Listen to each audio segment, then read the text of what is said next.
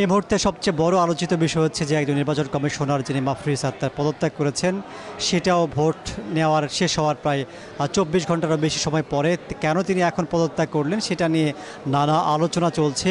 এর মধ্যে শিবির সমর্থিত সমন্বিত জোট থেকে প্রতিবাদ জানানো হয়েছে। তারা বলছেন যে এই পদত্যাগের পেছনে নিশ্চয়ই কোনো ষড়যন্ত্র আছে তাদের ভাষায়, এবং নির্বাচনের যে ফলাফল সেটি দিতে দেরি হবার কারণে তাদের মধ্যে সন্দেহ সংশয় বাড়ছে। এবং এখানে যারা অন্য প্রার্থী আছেন, স্বতন্ত্র প্রার্থী আছেন, বাম জোটের প্রার্থী আছেন, তারাও বলছেন যে নির্বাচন হবার এত সময় পরেও যে ফলাফল দেওয়া হচ্ছে না, নির্বাচন কমিশনের একজন পদত্যাগ করেছেন, তাকে অবশ্য বিএনপিপন্থী শিক্ষক হিসেবে তারা মনে করছেন এবং তার এই পদে থাকা নিয়েও তাদের আপত্তি ছিল বলে জানিয়েছেন। মারিয়া, আমরা একটু দেখাতে চাই যে নির্বাচন কর্মকর্তা যারা আছেন তারা কিন্তু ভোট গণনা করছেন। এটি ছিল কাল রাত 9টা থেকেই ভোট শেষ হবার প্রায় 30 ঘন্টা পার হয়ে গেছে, এখন পর্যন্ত ফলাফল আসেনি। এই নির্বাচন আসলে জাতীয় নির্বাচনের যে আলোচনা সেটিকেও অনেকটা হার মানিয়েছে বলে এখানে যারা আছেন তারা মনে করছেন। 33 বছর পর জাকসু নির্বাচনকে কেন্দ্র করে যে খুশির আমেজ তৈরি হয়েছিল সেটি অনেকটা ক্ষোভ এবং অনেকটা হতাশার পরিণত হচ্ছে শিক্ষার্থীদের জন্য। এবং যারা এখানে গণনা করছেন, নিরলস কাজ করে যাচ্ছেন, এর মধ্যে একজন শিক্ষক কিন্তু টানা ডিউটির কারণে তিনি মারাও গেছেন। এখানে যারা আছেন তারাও শিফটে অনুযায়ী ডিউটি করছেন। এখন পর্যন্ত আমরা যতটুকু জানতে পেরেছি যে 21টি হল সংসদ নির্বাচনের ফলাফল গণনা হয়ে গেছে। এখন যে কেন্দ্রীয় সংসদের 25টি পদে ভোট হয়েছে সেইগুলো গণনা চলছে এবং তার মধ্যে 9টি কেন্দ্রের ফলাফল অলরেডি তৈরি হয়েছে। আমরা আরও জানতে পেরেছি যে 21টি হল সংসদের যে ফলাফল, সেই ফলাফলগুলোতে ভিপি, জিএস, এজিএস পদে বেশিরভাগ ক্ষেত্রেই স্বতন্ত্রভাবে যারা দাঁড়িয়েছিলেন বা নির্বাচন করেছেন তারাই পাশ করেছেন, অর্থাৎ প্যানেল থেকে খুব কম পাশ করেছেন। যদিও সেটি এখন পর্যন্ত আনুষ্ঠানিকভাবে আমাদেরকে জানানো হয়নি, কিন্তু যারা গণনার সাথে সংশ্লিষ্ট তাদের মাধ্যমে আমরা জানতে পেরেছি। কখন নাগাদ আসলে এই কেন্দ্রীয় সংসদের ভিপি, জিএস, এজিএস পদের নির্বাচনের ফলাফল ঘোষণা করা হবে সেটা মোটামুটি অনিশ্চিত। তবে নির্বাচন সংশ্লিষ্ট যারা আছেন, ভোট গণনার কাজে যারা আছেন, তারা মনে করছেন যে আজ হয়তো মধ্যরাতের পর বা ভোর রাতের আগে হয়তো বা এখানকার ফলাফল ঘোষণা করা হতে পারে।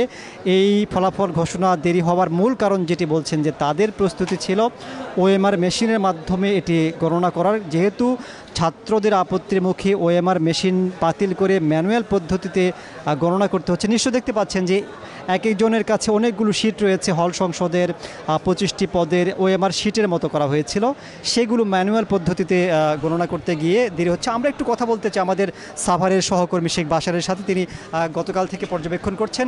বাশার ভাই, এই যে এত বড় একটা নির্বাচন, এত ব্যবস্থাপনা, অবহেলা, বিভিন্ন সমালোচনা উঠেছে, প্রশাসনের প্রস্তুতি আসলে কেমন ছিল এখানে? প্রস্তুতিটা ওনারা ভালোভাবে নিয়েছিলেন, কিন্তু ওনারা যে দীর্ঘস্থায়ী প্রস্তুতি নিয়েছেন সেটা সাধারণ শিক্ষার্থীরা এটা বিক্ষোভে ফেটে উঠেছে। একটু আগেও আমাদের ছাত্র শিবিরের পক্ষ থেকে বিক্ষোভ মিছিল করেছেন। 24 ঘন্টা পার হয়ে গেছে, এখনও তারা রেজাল্ট দিতে পারেনি এবং কি দেশের বিভিন্ন জায়গায় বিক্ষোভ হচ্ছে। এদের একটা রেজাল্টের এত সময় লাগে। এমনকি 3 জন শিক্ষক পদত্যাগ করেছেন, আজকে একজন নির্বাচন কমিশনার পদত্যাগ করেছেন। এর মধ্যে আমরা জেনেছি ছাত্রদলের প্যানেল বয়কট করেছে, আরও কয়েকটি প্যানেল বয়কট করেছে। আপনি কাল থেকে ফলো করছেন, কাদের জয়ী হবার সম্ভাবনা মনে হচ্ছে? ছাত্রদলের প্যানেল সহ আরও 5টি সংগঠনেরা অব্যাহতি নিয়েছেন, নির্বাচন থেকে সরে গেছেন। তারা কতটুকু যাবেন জানি না, কিন্তু রেজাল্টের পর বোঝা যাবে। ধন্যবাদ। আসলে ছাত্রদল যেহেতু আগেই বয়কট করেছেন, সেক্ষেত্রে এখানে যারা শিক্ষার্থী আছেন তারা ধারণা করছেন যে হয়তো ডাকসুর পরে জাকসুতেও হয়তো শিবিরের যারা প্রার্থী আছেন তাদের একটা উল্লেখযোগ্য সংখ্যক জয় হবার সম্ভাবনা আছে। আমরা অপেক্ষা করছি যতক্ষণ পর্যন্ত এই ফলাফল চূড়ান্তভাবে ঘোষণা করানো আছে। আমরা আরেকজন সাথে কথা বলতে চাই। এই যে ফলাফল দেরি হচ্ছে, কেন দেরি হচ্ছে বলে আপনারা জানতে পেরেছেন? জি, আপনারা জানেন যে গতকাল 11ই সেপ্টেম্বর আমাদের ভোট গ্রহণ কার্যক্রম হয়েছে। আমাদের বিকাল 5টা পর্যন্ত ভোট গ্রহণ হয়েছে। এরপর ভোট কেন্দ্রগুলো থেকে আমাদের সকল ব্যালট বক্স তো আমাদের হচ্ছে, সেটা আমরা জেনেছি। এখন দেরি হওয়ার কারণ কি বল? জি, আপনারা জানেন যে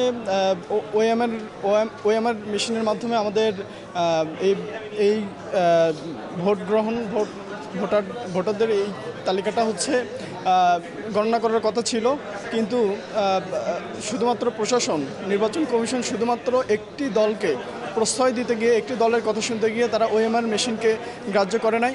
সেই দলের দাবি ছিল কোন দলকে আসলে? জি, আপনারা জানেন যে ছাত্রদল এই বিষয়ে অভিযোগ করেছিল। তারা বলেছে যে এই মেশিনটি হচ্ছে শিবিরের বা জামাতের একটি প্রতিষ্ঠান থেকে কেনা, কিন্তু আমরা পরিষ্কারভাবে বলে দিতে চাই এটা জামাত শিবিরের তো নয়, বরং এটা হচ্ছে বিএনপির একটা প্রতিষ্ঠান থেকে এই ওএমআর মেশিন কেনা হয়েছে। শুধু ছাত্রদল নয়, আরও কয়েকটি সংগঠন প্যানেল তারাও তো বর্জন করেছে। জি, ওএমআর মেশিনের ব্যাপারটা বর্জন করেছে এরকম না, তবে ওএমআর মেশিনের বিষয়ে সুস্পষ্ট অভিযোগ শুধুমাত্র ছাত্রদলই করেছে। তাদের কারণেই শুধুমাত্র ওএমআর মেশিনকে হচ্ছে প্রশাসন অ্যাভয়েড করেছে। তো আমরা মনে করি যে এটা এমন একটা ভুল সিদ্ধান্ত ছিল যে আসলে আজকালের যে আমরা বলতেছি বিশ্ববিদ্যালয়ের সকল কাঠামোগুলোকে, সকল বিষয়গুলোকে আমরা অটোমেশনের মধ্যে নিয়ে আসব, সেই জায়গায় ভোট গণনার মতো এমন একটি এই পর্যায়ে এসে, আধুনিক একটা যুগে এসে, আধুনিক সময়ে এসে ওএমআর পদ্ধতিকে অ্যাভয়েড করা, এটা আসলেই কালক্ষেপণ। এবং ধন্যবাদ আপনাকে। আসলে এখানে যারা শিক্ষার্থী আছেন তারাও এই ক্ষোভটা জানাচ্ছেন যে বাংলাদেশ ডিজিটাল হয়েছে, অনেক এগিয়েছে, কিন্তু জাহাঙ্গীরনগর বিশ্ববিদ্যালয় সেই আগের পদ্ধতিতে কেন রয়েছে সেটি নিয়ে সবারই প্রশ্ন রয়েছে।